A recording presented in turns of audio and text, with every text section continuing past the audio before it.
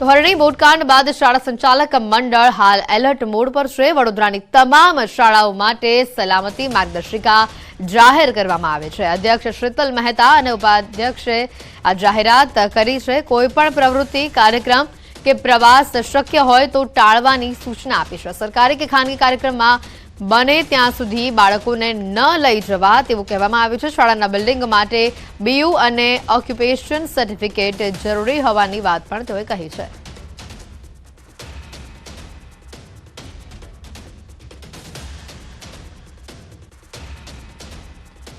વડોદરાના હરણી બોટ દુર્ઘટના કેસમાં તપાસ કરવામાં આવી રહી છે। લેક ઝોનના ફરાર આરોપીઓ પર તવાઈ બોલાવવામાં આવે છે। ફરાર 4 આરોપીઓના બેંક એકાઉન્ટને પણ સીઝ કરવામાં આવશે। આરોપીઓની શોધ માટે એસઆઈટીની ટીમની તપાસ ચાલી રહી છે અને રાજ્યમાં પણ આ તપાસ કરવામાં આવી રહી છે। ફરાર ભાગીદાર ધર્મીન બાથાણી વિદેશમાં હોવાની માહિતી છે। પરેશ શાહનો પુત્ર વત્સલ, પત્ની નૂતન અને પુત્રી વૈશાખીનો હજી સુધી પતો નથી। બોટકાંડમાં ઝડપાયેલા દીપેન અને ધાર્મિલની ઓફિસમાં પોલીસનું સર્ચ ચાલી રહ્યું છે। આજે રિમાન્ડ પૂરા થતા બંનેને કોર્ટમાં રજૂ કરાશે। મહત્વની વિગતો સામે આવી રહી છે। વધુ વિગત મેળવીશું। હાર્દિક ફોન લાઈન ઉપર સંવાદદાતા અહીંયા જોડાઈ ચૂક્યા છે। હાર્દિક, વધુ માહિતી શું સામે આવી રહી છે? હવે તો પોલીસે અત્યાર સુધી 19 જે આરોપીઓ છે તેમની સામે ફરિયાદ દાખલ કરી હતી। ત્યારે મોટા પ્રમાણમાં જે આરોપીઓ છે તેમની ધરપકડ પોલીસ દ્વારા કરી લેવામાં આવી છે। પરંતુ હજી સુધી જે 4 આરોપીઓ છે તેમને પોલીસ જે છે આટલો લાંબો સમય થઈ ગયો છતાં પણ શોધી શકી નથી। ત્યારે હવે જે પોલીસ છે તેમના દ્વારા જે આ આરોપીઓ છે તેમના પર તવાઈ બોલાવવાની શરૂઆત કરવામાં આવી છે। ગઈકાલે જ વડોદરા શહેર પોલીસના જે ઉચ્ચ કક્ષાના અધિકારીઓ છે તેમના દ્વારા જે આ આરોપીઓ છે તેમના બેંક એકાઉન્ટ છે એ સીઝ કરવાની પ્રક્રિયા જે છે તે શરૂ કરી દેવામાં આવી છે। બીજી વાત કરવામાં આવે તો પોલીસને શંકા છે કે જે ફરાર આરોપીઓ છે તેમને અન્ય રાજ્યમાં આશરો લીધો હોઈ શકે। ત્યારે એસઆઈટીની ટીમ જે છે તે જુદા જુદા રાજ્યોમાં આ તમામ જે આરોપીઓ છે તેમને શોધવા માટે ઘણા લાંબા સમયથી કામે લાગી છે। તો પોલીસ જ્યારે લાંબા સમયથી તપાસ કરી રહી છે ત્યારે જે ભાગીદાર છે ધર્મીન ભટાની તે વિદેશ હોવાની માહિતી જે છે તે પોલીસ સામે આવી છે। ત્યારે પોલીસે એ દિશામાં પણ વધુ તપાસ હાથ ધરી છે। બીજી વાત કરીએ તો પરેશ શાહ જે છે તે મુખ્ય સૂત્રધાર છે। પરેશ શાહ ઝડપાઈ ગયો છે, પરંતુ તેનો જે પુત્ર છે વત્સલ, તેની પત્ની નૂતન અને જે પુત્રી વૈશાખી છે તેનો હજી સુધી પત્તો નથી। ત્યારે પોલીસને એવી શક્યતાઓ સેવાઈ રહી છે કે આ ત્રણેય લોકો જે ફરાર છે તે ભારતમાં જ હોઈ શકે। ત્યારે તે દિશામાં પણ પોલીસ જે છે તપાસ અત્યારે આરંભી રહી છે। બીજી વાત કરીએ તો જે આ બંને આરોપીઓ છે બોટકાંડના દીપેન અને ધર્મિલ એ પોલીસને સહકાર આપતા નથી, કારણ કે બંને જણે પોતાનો મોબાઈલ ક્યાં ફેંક્યો એ હજી સુધી પોલીસ જે છે તે તપાસ નથી કરી શકી। ત્યારે આજે આ બંને આરોપીઓના રિમાન્ડ પૂરા થતા કોર્ટમાં રજૂ કરવામાં આવશે અને પોલીસ દ્વારા વધુ જે રિમાન્ડ છે એટલે કે ફર્ધર રિમાન્ડ છે તેની માંગણી કરવામાં આવશે।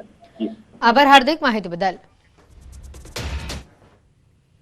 અમદાવાદમાં લગ્ન બાદ કન્યા વિદાય બાદ જાનૈયાઓની જાન હોસ્પિટલ પહોંચી। લગ્નના ભોજન બાદ ખોરાકી ઝેરની અસર થઈ હતી, જેના કારણે કન્યા પક્ષ સહિત જાનૈયાઓને ખોરાકી ઝેરની અસર થઈ। રાજપીપળાથી હિમાંશુ ભાવસારની એક લક્ઝરી બસ અને કારનો કાફલો અમદાવાદના નિકોલમાં લગ્ન માટે આવ્યો હતો અને નિકોલમાં વિશાલા લેન્ડ પાર્ક હોટલ અને બેન્ક્વેટમાં ઉતારો અને ભોજન રાખવામાં આવ્યું હતું, જેમાં ખોરાકી ઝેરની અસરના દર્દીઓના મતે ભોજન આરોગ્ય બાદ તેઓને ઉલટી અને ઝાડાની ફરિયાદો થઈ હતી। મોડી રાત્રે કન્યા વિદાય બાદ જાનૈયાઓ સીટીએમ એક્સપ્રેસ હાઈવે પહોંચ્યા ત્યારે તેઓને અસર થઈ હતી, જેના કારણે 6 લોકોને મણિનગરની એલજી હોસ્પિટલ ખસેડાયા હતા। ત્યારે કેટલાક જાનૈયાઓને નડિયાદમાં ઉલટી થઈ હતી, જેથી તેઓને ત્યાંની હોસ્પિટલમાં ખસેડાયા છે। ભોજન આરોગતા કન્યા પક્ષના લોકોને પણ અસર થઈ હતી।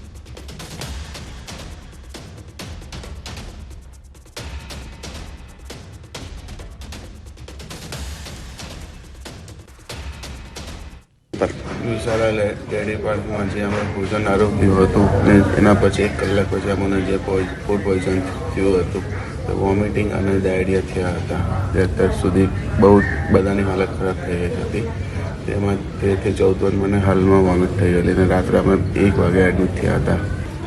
ગાજરનો હલવો હતો, સ્ટાર્ટઅપમાં સૂપ હતું, પછી સલાડ હતું, પછી દાલ ફ્રાય, જીરા રાઈસ, રોટી, પનીરની સબ્જી હતી, બીજી એક સબ્જી હતી અને છાશ હતી લાસ્ટમાં। અને સ્ટાર્ટિંગમાં અમે ગયા ત્યારે પાઇનેપલનું મિલ્ક શેક ટાઈપ હતું પલ્પનું, એના લીધે એવું થયું લાગે છે। જાનને કેટલા વાગે વળાવવામાં આવી હતી?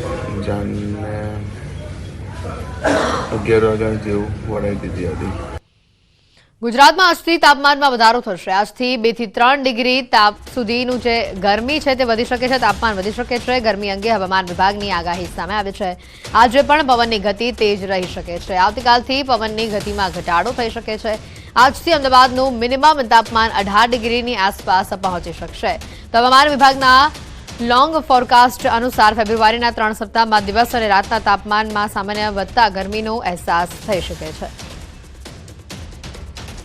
24 आवर्स के लिए जो मिनिमम टेम्परेचर का फोरकास्ट दिया गया है वो नो लार्ज चेंज में रहेगा और उसके बाद 2 से 3 डिग्री सेल्सियस का ग्रेजुअल राइज का मिनिमम टेम्परेचर का फोरकास्ट दिया गया है. સુરેન્દ્રનગરમાં જાહેરમાં યુવકને તાલિબાની સજા આપનારા કુલ 9 લોકો પોલીસના સકંજામાં છે.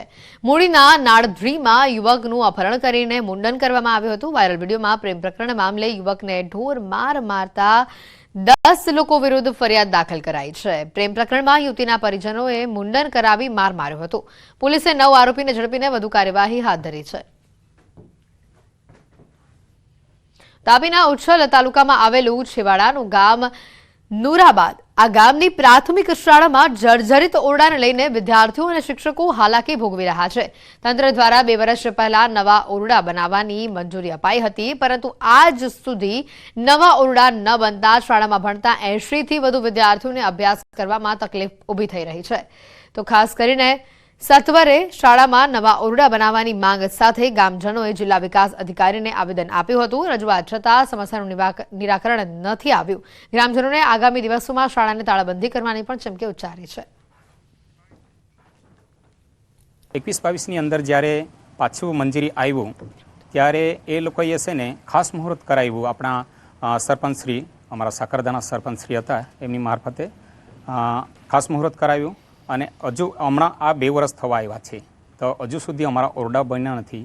તો અમારા વિદ્યાર્થીઓને અમે કઈ રીતના બેસાડીએ? અમારી એક જ માંગ છે, 17-18માં જે પ્રાથમિક શાળાના 4 ઓરડાનું બાંધકામ મંજૂર થયેલું છે એ ઓરડા બન્યા નથી ને 2022માં ખાતમુહૂર્ત થઈ ગયું. ખાતમુહૂર્ત થયા છતાં ઓરડા સુધી બન્યા નથી. અને હવે વાત કરીશું 51 શક્તિપીઠની પરિક્રમાની.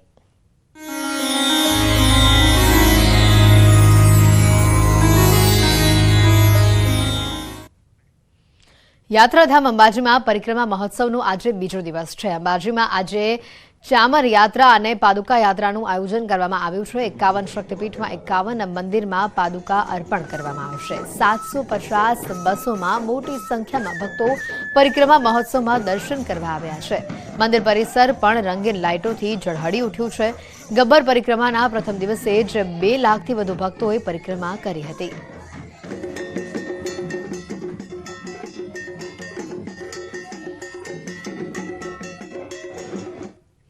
અમદાવાદના સાબરમતી રેલવે સ્ટેશનથી અયોધ્યા સ્પેશિયલ આસ્થા ટ્રેનનું પ્રસ્થાન કરાવાયું હતું. મંત્રી ઋષિકેશ પટેલે લીલી ઝંડી આપી ટ્રેનનું પ્રસ્થાન કરાવ્યું હતું. આ પ્રસંગે શહેરના ભાજપના ધારાસભ્ય, મ્યુનિસિપલ કાઉન્સિલર સહિતના મહાનુભાવ હાજર રહ્યા હતા. આ ટ્રેન થકી 1400થી વધુ રામભક્તો અયોધ્યા પહોંચી રામ મંદિરના દર્શન કરશે. આસ્થા ટ્રેનના પ્રસ્થાન પ્રસંગે અમદાવાદનું સાબરમતી સ્ટેશન રામના રંગે રંગાયેલું જોવા મળ્યું. સાથે જય શ્રી રામના નારાથી સ્ટેશન ગુંજી ઉઠ્યું.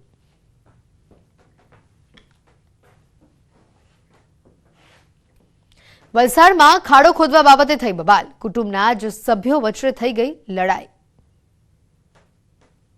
વલસાડના સરીગામમાં ખાડો ખોદવા જેવી નજીવી બાબતે ડખો થઈ ગયો. કુટુંબના જ કેટલાક સભ્યો મહિલા પર પાઇપથી હુમલો કર્યો.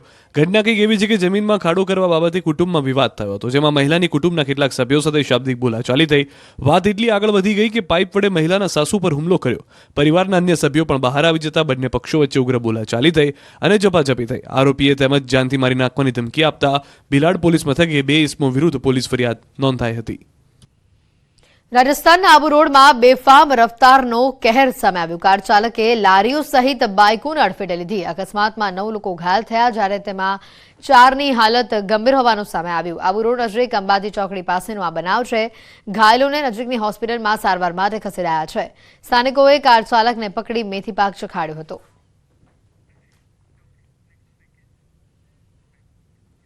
જૂનાગઢ વાસીઓ દામોદર કુંડ તરફ જાઓ તો સાચવજો. દીપડાએ દામોદર કુંડ પાસે લટાર મારી છે.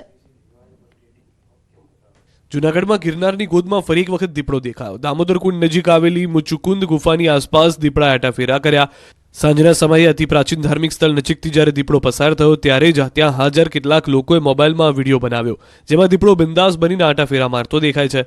સ્થાનિકોનું કહેવું છે કે આ ભાગમાં ભાગ્યે જ દીપડો દેખાય છે, જ્યારે અન્ય વિસ્તારમાં ગિરનાર અભયારણ્યની અનેક વન્યજીવો આ રીતે બહાર આવી ચડે છે. સુરતથી અયોધ્યા જતી ટ્રેનમાં ગોધરાકાંડ વાળી થતા રહી ગઈ.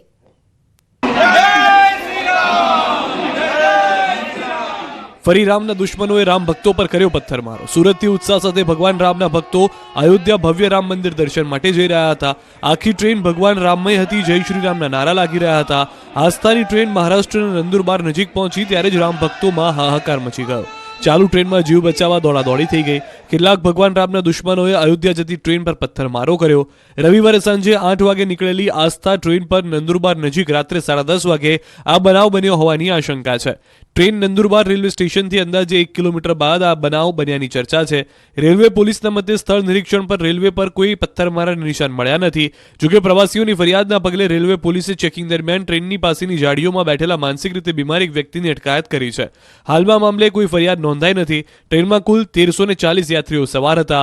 રેલવે પોલીસના નિરીક્ષણમાં પથ્થરમારાના કોઈ નિશાન નથી મળ્યા. જોકે સુરતના એક યાત્રીએ વિડીયોથી મોટો દાવો કર્યો છે. મોડી રાત્રે ટ્રેન પર પથ્થરમારો થયો હોવાનો દાવો કર્યો. કેટલાક પથ્થરમારો ટ્રેનની બારીમાંથી અંદર આવ્યા હતા.